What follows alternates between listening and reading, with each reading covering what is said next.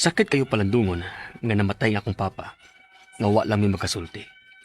Unta babati ko pa ang mga katapusan niyang panugon. Ilabi na nining yuta nga iyang napalit nga wa may pahibawan niya nga may gipalit ba siyang yuta. May deed of sale siya. Apan ang titulo, nakapangaan pa sa tag-iya sa yuta nga wa suwi makaila. Unya, wa ba'y gisulti si Papa bahin sa tag-iya ning yuta, Erika?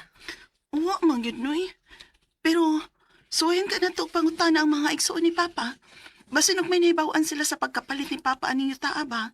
Basig may nasultihan si Papa bahin ini. Sige, sige. Suwayan akong adto si Tio Fidel kay sila may suod ni Papa.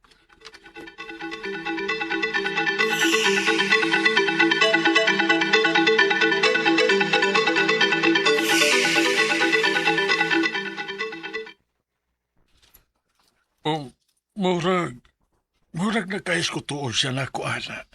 Nga ang tag-iyaan ng yutaa usa ka dagang kuwang. Mo ba, Tio? Kidayon gid niya palit. Kaingon makunto siya nga naluoy siya sa tag-iyaan. Kay para kuno na palit og tambal kay nasakit ng kuan kanang dagang kuwang nga way nag-atiman. Kay wa lagi anak. Mao nga gibaligya ng yutaa nga ni Papa nimo. Nagkaila ka ba ng pangan nga niya sa tituloyo? Wa ko kaila. Apan magpangutan na ta sa dapit ang yutaa. Uy, ko tibi. At doon rin tag-iya si yuta. Kaya ano hindi yung sa mali untay plano ni mo ang yutaa. Nagplano naman kung may managsuon, Tio. Nga amo lang ng ibaligya. Dili mas rin na mo matiman. Na sige. Pangitaon na to ang tagya ng yutaa.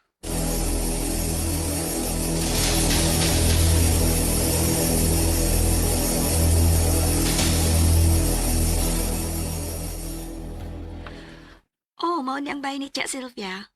Kay, nga naman dayon ta. Unsa may tuyo ninyo niya? Kuan, ang akong amahan may napalit nga yuta niya. Ug mahimo ba nga amo siyang ikasulti? Wa naman si Tia. Patay na siya. Uy, Ha? na. Maglisod kag baligyaan ng yutaa, John. Tio.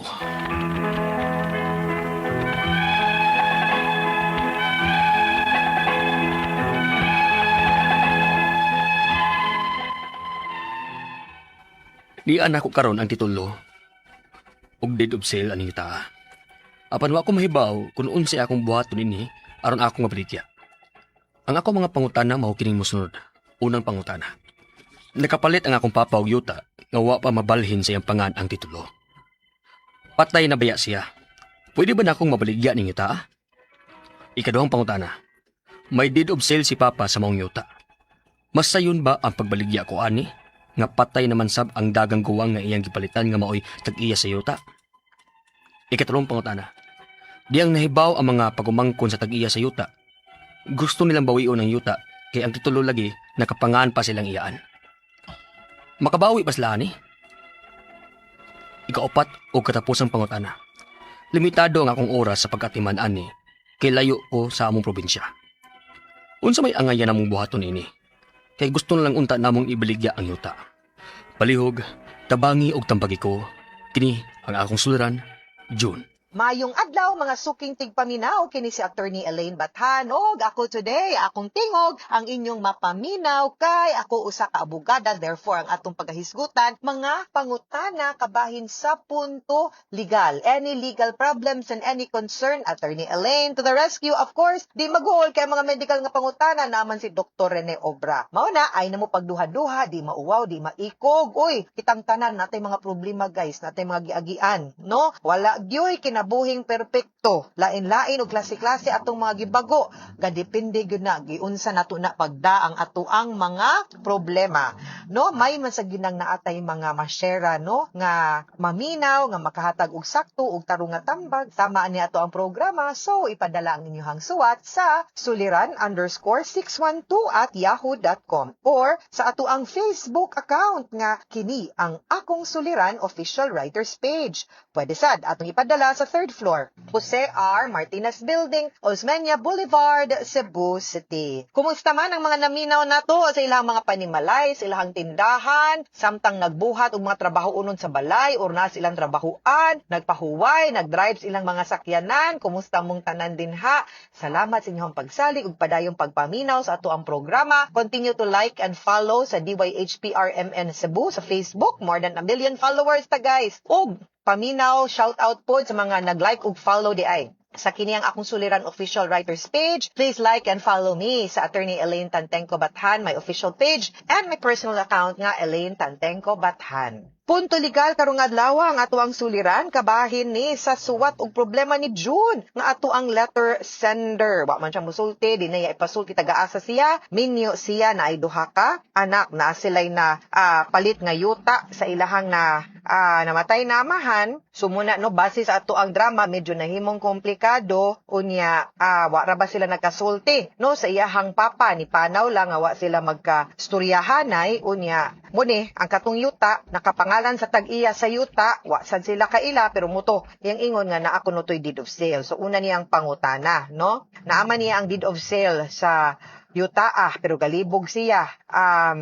Unang pangutana, nakapalit ang iyahang papa ug yuta nga wala pa mabalhin sa iyahang pangalan ang titulo. Patay na ra ba iyahang papa? Pwede ba kuno niyang mabaligya ng yuta? Okay. Ang proseso gyud sa pagpalit og yuta mauni. Dapat na ay legal nga dokumento. Ang dokumento gitawag nga deed of absolute sale. Ang kanang deed of absolute sale maunay dokumento notaryado pirmahan sa tag-iya sa yuta. Gisulti na niya nga kani mao ning yuta, title number, pila ka square meters, asa na located, iyang gibaligya ngadto baron sa imuhang papa ug mao ni ang kantidad. Pirmado niya, no at least pirmado niya ug notaryado sa usa ka abogado.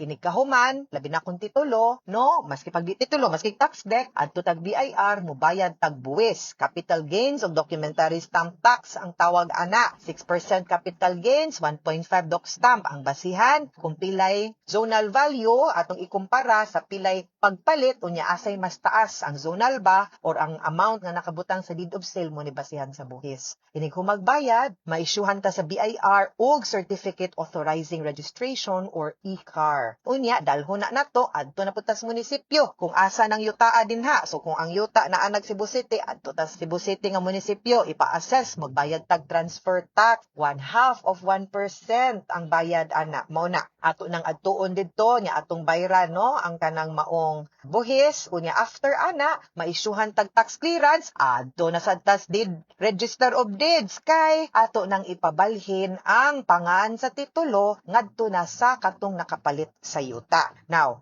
sa imuhang suwat, murag step 1 pamanggitos papa nimo usa namatay. Deed of absolute sale ra ang nahitabo. Now, pagkamatay niya manggod, of course nahimo na siyang tag-iya ana. Need ta mo go through ana kunya pagkamatay niya kay ang mga tanang butang sa usa ka tawo nga namatay usayon man na sa tanang tagtungod mag-extrajudicial settlement na pud of estate. Diin ang mga tagtungod ang anak no mga anak ang mga sumusunod mao nay mahimong tag-iyas yuta. Balik na pud ta atong proseso. Instead of capital gains tax, estate tax, command transfer tax, nya register of deeds na sadta. Of course, pwede nimong mabaligya ang yuta pero mo go through ta sa katong inato nga proseso ug mobayad ta sa mga buhis nga bayranan. Capital gains tax pagpalit sa imong papa ug estate tax pagkamatay sa imong papa. Then ibaligya ninyo ana, bayad na pud mo capital gains tax kay kaduha naman gibaligya. Ikaduhang pangutana, may deed of sale si papa sa maong yuta. Masayon ba ang pagbaligya na kuani nga patay man sab ang dalagang guwa nga iyang gipalitan nga mao itag-iya sa yuta? Igo na lang gyud na nato ipa-transfer bayaran ang buhis. Yes, pwede gyud na siya but magsabot gyud mo ha kung kinsay mo akos mga pagbayad sa buhis. Kay karon tulo naman ka buhis imuhang bayranan. Ang buhis sa pagbaligya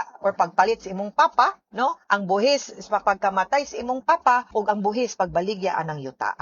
No? Gikan ninyo ngadto sa kanang mupalit karon. So, sabutan ninyo klaro kay naamay mga bayranan, no? Unsaon na limpyo ba nang inyo dapat makasabot pud ang mupalit nga siya'y mubayad sa buhis. Ikatulong pangutana, dihang nahibaw ang mga pag-umangkon sa tag-iya sa yuta. Gusto nilang bawiun ang yuta kay ang titulo lagi nakapangalan sa ilahang iyaan. Makabawi ba sila niini?